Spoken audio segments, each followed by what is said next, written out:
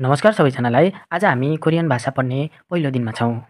हामीले पहिलो दिनमा कोरियन क ख ग घ पढ्छौँ, यानि कि कन्सोनेन्ट साउन्ड व्यञ्जन वर्ण। हाम्रो कोरियन भाषामा कन्सोनेन्ट साउन्ड व्यञ्जन वर्ण दुई प्रकारका हुन्छन्, जस्तै सिङ्गल कन्सोनेन्ट एकल व्यञ्जन वर्ण र डबल कन्सोनेन्ट मिश्रित व्यञ्जन वर्ण। अब हामीले सिङ्गल कन्सोनेन्ट 14वटा पढ्नुपर्छ र डबल कन्सोनेन्ट चाहिँ हामीले 5वटा मात्रै पढ्नुपर्छ है। 5वटा मात्रै पढ्नुपर्छ। 14 र 5 मिलाएर हामीले टोटल 19वटा अक्षर सिक्छौँ आजको यस भिडियोमा। आज हामीले 19वटा अक्षर सिक्छौँ। आज हामीले कोरियन क ख ग घ लेख्न सिक्छौँ। सुरुमा म तपाईँहरूलाई यहाँनिर क ख ग घ लेख्न सिकाउँछु। यानि कि सुरुमा हामीले सिङ्गल कन्सोनेन्ट 14वटा व्यञ्जनबाट एकल व्यञ्जनबाट 14वटा चाहिँ यहाँनिर लेख्छौँ है त। सुरु गरौँ। अब हामी अक्षरहरू लेख्न सिक्छौँ, अक्षरहरू लेख्छौँ। सुरुमा हामीले यसरी सिधा धर्को तान्ने, तपाईँहरूले पनि आफ्नो कापीमा यसै गरेर लेख्नुहोस् है त। अनि यहाँबाट तल तान्ने, सिधा तान्ने, अनि यो ठाडो धर्को तान्ने। यसलाई हामीले के भन्ने भन्दाखेरि ग भन्ने। के भन्ने रहेछ? ग भन्ने। यो चाहिँ आधा उच्चारण हुन्छ, त्यस कारणले मैले आधा बनाएँ ग। यसलाई हामीले क पनि भन्नुपर्छ, क पनि भन्नुपर्छ र यसलाई हामीले ख पनि भन्नुपर्छ, क ख ग। यो अक्षरलाई हामीले क पनि भन्नुपर्छ, ग पनि भन्नुपर्छ र ख पनि भन्नुपर्छ है त। सुरुमा पढ्दाखेरि तपाईँहरूले ग मात्रै भनेर पढ्दा पनि हुन्छ। केही दिनपछि तपाईँहरूले ग भनेर सिक्नुभयो, अगाडिको कुराहरू सिक्नुभयो भने पछि चाहिँ पछाडि लेखिएका अक्षरहरूलाई पनि सिक्दै जानुहुनेछ है त। 2 नम्बरमा हामीहरूले लेख्छौँ अर्को अक्षर। यसमा ठाडो धर्को तान्ने अनि तलदेखि चाहिँ यता लैजाने, तलदेखि दाहिने साइडतिर तान्ने। यल सेम अङ्ग्रेजीको यल जस्तो भएको छ। यो अक्षरलाई चाहिँ हामीले न भनेर उच्चारण गर्नुपर्छ। यसलाई हामीले के भन्नुपर्ने रहेछ? न भन्नुपर्छ है। यो चाहिँ न मात्रै हो।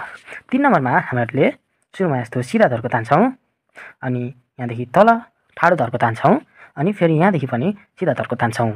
यसलाई चाहिँ हामीहरूले द भन्नुपर्छ, अनि त पनि भन्नुपर्छ, अनि थ पनि भन्नुपर्छ है त। बुझ्नुभयो? द पनि भन्नुपर्छ, त पनि भन्नुपर्छ र थ पनि भन्नुपर्छ। सुरुमा पढ्दाखेरि तपाईँहरूले अगाडि लेखिएका अक्षरलाई मात्रै पढ्दा पनि हुन्छ है त।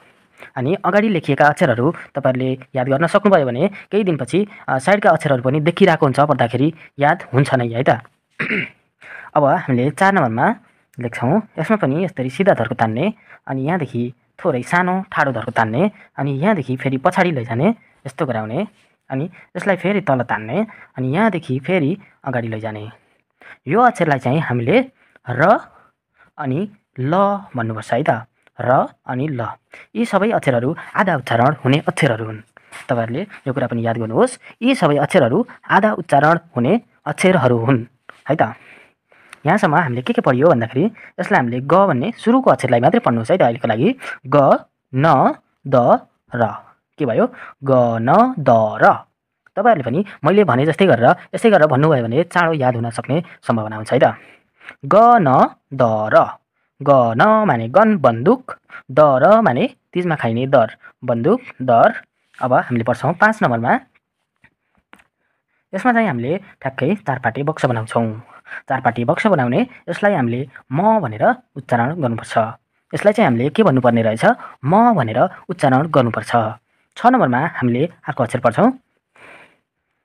यसरी सिधा ठाडो धर्को तान्ने, अनि यसलाई फेरि यल बनाउने, अनि यहाँदेखि पनि माथि लैजाने, अनि बिचदेखि चाहिँ यसरी काट्दिने।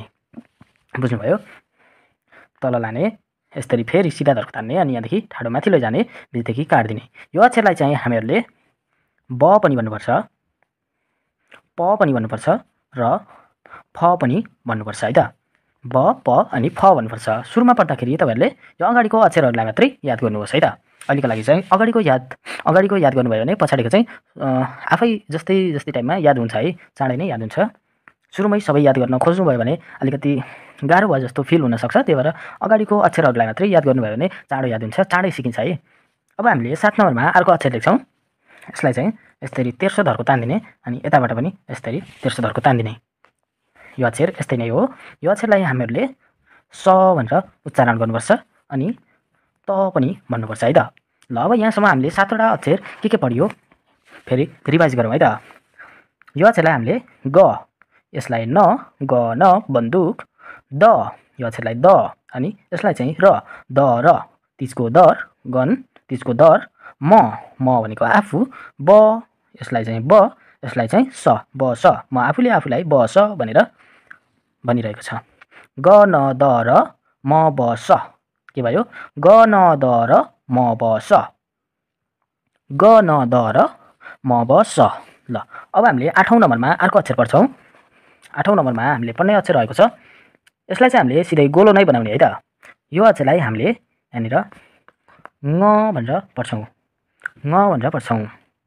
तपाईहरुले कुनै इन्स्टिट्युटमा पढेर यो भिडियो हेरिराख्नु भएको छ भने तपाईको इन्स्टिट्युटमा चाहिँ यो अक्षरलाई अ पनि भनेर पढाउनु भएको होला। तर त्यो अ भनेर यो अक्षरलाई चाहिँ नपढ्दा धेरै राम्रो हुन्छ है त। अ भनेर पढाउँदा चाहिँ तपाईहरुलाई बुझाउनको लागि चाहिँ अ भनेर पढाउनु भएको हुन सक्छ, तर यसलाई चाहिँ हामीले ङ मात्रै भनेर पढ्दा चाहिँ राम्रो हुन्छ है त। अब हामीले 9 नम्बरमा यसरी सिधा धर्को तान्ने, अनि यहाँदेखि चाहिँ यसरी छड्के तान्दिने है, अनि यहाँदेखि बीचदेखि चाहिँ फेरि छड्के तान्ने। यो अक्षरलाई हामीले भन्नुपर्छ ज। यसलाई हामीले के भन्नुपर्ने रहेछ? ज, अनि छ पनि, अनि त पनि है त। ज, छ अनि त। अब हामीले 10औं नम्बरमा अर्को अक्षर पढ्छौँ। सेम यस्तै बनाउने, सुरुमा यसरी सिधा धर्को तान्ने, यहाँ छेउदेखि छड्के तान्दिने, अनि बीचदेखि फेरि अर्को छड्के तान्ने, अनि यहाँ माथि चाहिँ थोरै ड्यास लगाउने है त। यो अक्षरमा माथि ड्यास लगाइएको छैन, यो अक्षरमा चाहिँ थोरै ड्यास लगाइएको छ। यो दुईटा अक्षरमा सुरुमा अलिकति झुक्किन सक्नुहुन्छ है तपाईहरु, तर तपाईहरु झुक्किनु हुनु भएन। यसलाई चाहिँ हामीले छ भन्छौँ अनि त पनि भन्छौँ। तपाईहरुले यहाँनिर केही कुरा ख्याल गर्नुभयो त? केही कुरा ख्याल गर्नुभयो? यो अक्षरमा हामीले ज, छ, त भनेका थियौँ, तर यो अक्षरमा चाहिँ जलाई हटाएर छ र त मात्रै भनेका छौँ। यस्ता अक्षरहरू धेरै छन्, हेर्नुस् त। त, त, त, त, हेर्नुस् त। यी अक्षरहरू सबैमा त छ। यसमा चाहिँ झुक्किन्छ होला नि जस्तो टाइपको तपाईहरुले क्वेशन गर्न सक्नुहुन्छ है, तर तपाईहरु झुक्किनु हुँदैन। हामीले यसपछि पढ्ने दिनहरुमा चाहिँ हामीले उच्चारणका नियमहरू पढ्छौँ हैन, त्यतिबेला चाहिँ तपाईहरुले बुझ्दै जानुहुन्छ है। सुरुमा पढ्दाखेरि चाहिँ म पनि झुक्किएको थिएँ। हेर्नुस् त, यति धेरै अक्षरहरूलाई त भनेको छ, कसरी याद गर्ने होला? यसलाई पनि त भनेको छ, त्यसलाई पनि त भनेको छ। कुनै शब्द बनाउँदाखेरि त भन्ने त भन्नुपर्ने शब्द आयो भने कुनलाई चाहिँ युज गर्ने हो त? त्यस्तो टाइपको प्रश्नहरू उठ्छन् सुरुमा पढ्दाखेरि, तर त्यस्तो प्रश्नहरू उठाउनु पर्दैन। हामीले उच्चारणको नियममा चाहिँ यस्ता कुराहरूलाई मजाले सल्भ गर्नेछौँ है त। अब हामीले 11औं नम्बरमा अर्को अक्षर पढ्छौँ। यहाँ चाहिँ हामीले 7 बनाउने, यहाँ चाहिँ हामीले 7 बनाउने, ठ्याक्कै 7 बनाउने। यसलाई चाहिँ हामीले ख भनेर पढ्नुपर्छ, अनि क पनि भन्नुपर्छ है, क पनि भन्नुपर्छ। अब यहाँनिर हामीले इ बनाउने, अङ्ग्रेजीमा पढेको इ बनाउने, यसलाई चाहिँ थ भन्नुपर्छ, थ, अनि त पनि भन्नुपर्छ। यहाँ चाहिँ हामीले अब यसलाई चाहिँ हामीले 2 भनेर पढ्छौँ यसरी हैन, म्याथमा चाहिँ 2 भनिन्छ यस्तो टाइपलाई हो। यसलाई चाहिँ हामीले फ भनेर पढ्नुपर्छ, अनि यसलाई प पनि भनेर पढ्नुपर्छ, फ अनि प भनेर पढ्नुपर्छ है त। अब यहाँनिर चाहिँ अर्को अक्षर छ, सुरुमा गोलो बनाउने, अनि नछाइकन अलिकति धर्को तान्ने, अनि फेरि यसमा यो खालको धर्को तान्ने है, बुझ्नुभयो? गोलो बनाउने अनि यसरी सिधा धर्को तान्ने, अनि यहाँनिर हल्का यस्तो गराउने। यो अक्षरलाई हामीले ह अथवा त पनि भन्छौँ। यो अक्षर चाहिँ प्राय साइलेन्ट हुन्छ, साइलेन्ट हुने अक्षर हो। यसको चाहिँ खासै बोली आउँदैन है त, साइलेन्ट हुन्छ यो चाहिँ। अहिलेसम्म हामीले सिङ्गल कन्सोनेन्ट यानि कि एकल व्यञ्जन वर्ण पढियो 14वटा। हामीले यो अक्षरहरूलाई एकचोटि रिभाइज गरौँ है।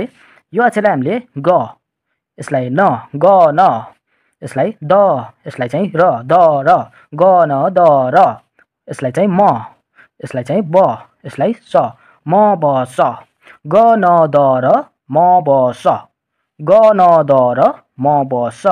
अब यता चाहिँ ङ, ङ, ज, ज, छ, ङ ज छ, ङ ज छ। तपाईहरुलाई यो अक्षरलाई अगाडि सुरुमा तपाईले कुनै इन्स्टिट्युटमा पढ्नु भएको छ भने अ भनेर पढाउनु भएको छ, अ ज छ, अजै छ भन्दाखेरि अलिकति चाँडै याद हुन सक्छ भनेर चाहिँ पढाउनु भएको हो। त्यसरी चाँडै याद हुन्छ भने चाहिँ तपाईहरुले यसलाई अ भनेर पढ्दा पनि केही फरक पर्दैन है त। अ ज छ, अजै छ भन्ने जस्तो भाइब्स आउँछ, अनि यसलाई चाहिँ हामीले चाँडै दिमागले टिप्छ है त। त्यो भएर चाहिँ तपाईहरुलाई सरहरूले त्यसरी पढाउनु भएको हो। अ ज छ, अजै छ, अझै के छ त? ख थ फ ह, पढ्ने कुरा के रहेछ अझै ख थ फ ह ख थ फ ह ल अब हामीले के पढ्छौँ त डबल कन्सोनेन्ट यानि कि मिश्रित व्यञ्जनबाट कतिवटा छ 5 वटा मात्रै छ 5 वटा हामीले यहाँनिर पढ्छौँ यसमा पढौँ है त यसमा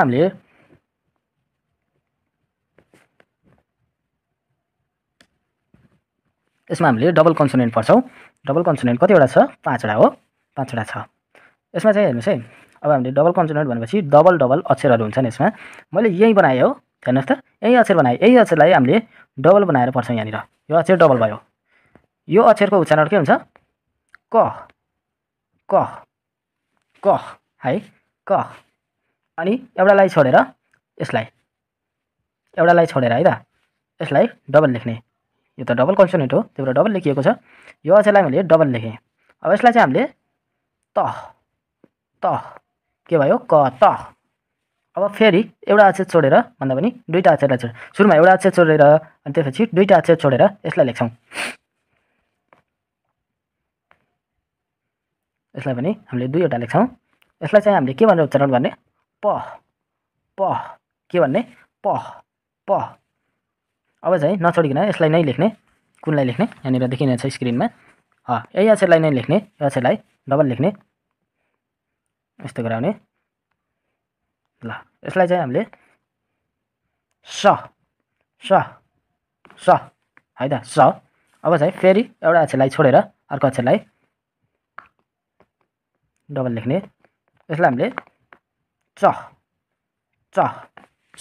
है त भयो हामीलाई 5 वटा पुग्यो होइन 1 2 3 4 5 वटा ल पुग्यो यति नै हो डबल कन्सोनेन्ट 5 वटा हामीले पढ्ने भनेका थियौँ हो 5 वटा पढियो यहाँनिर हेर्नुहोस् त के भयो यिनीहरूको उच्चारण क त प स च क त प स च क त प स च बुझ्नुभयो तपाईँहरूलाई सुरुमा पढ्दाखेरि याद नहुन सक्छ कसरी याद गर्ने होला भन्ने जस्ता कुराहरू आउन सक्छन् कसरी याद गर्ने मलाई त्यस्तो धेरै केही कुराहरू त थाहा छैन तर पनि तपाईँहरूलाई मैले चाहिँ कसरी याद गरेको थिएँ त्यो तरिका चाहिँ म तपाईँहरूलाई सिकाउन चाहन्छु अन्तिममा यहाँनिर हेर्नुहोस् तपाईँहरूले यो अक्षरहरू पढ्दाखेरि सुरुमा यो अक्षरहरू नयाँ लाग्छ नयाँ अक्षरहरू छिटो याद चाहिँ हुँदैन यिनीहरूलाई कसरी छिटो याद गर्ने भन्दाखेरि सुरुमा लेख्दाखेरि तपाईँहरूले ग पढ्दै लेख्दै गर्नुपर्छ लेखेको लेखे गर्ने पढेको पढे गर्ने हेरेको हेरे गर्ने होइन अनि यस्तै लेख्ने ग न सुरुमा यस्तै नेपाली पनि लेख्ने कोरियनमा पनि लेख्ने नेपालीमा पनि लेख्ने कोरियनमा पनि लेख्ने यस्तै गरेर लेखेको लेखे गर्ने ल अब मलाई याद भयो मैले अब जाने जस्तो टाइपमा भएपछि चाहिँ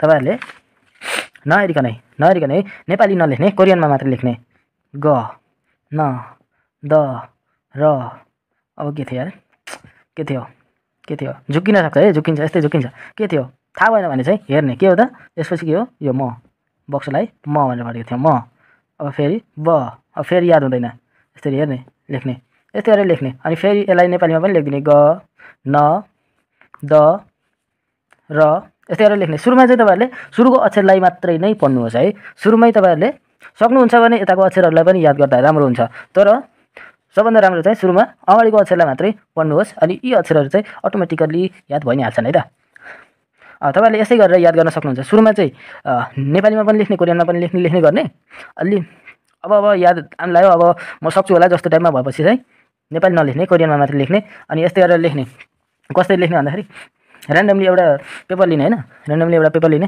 यसमा चाहिँ कसरी लेखिदिने त बिचबाट लेखिदिने यो लेखिदिने होइन अनि यताको अक्षरहरू मिसाइदिने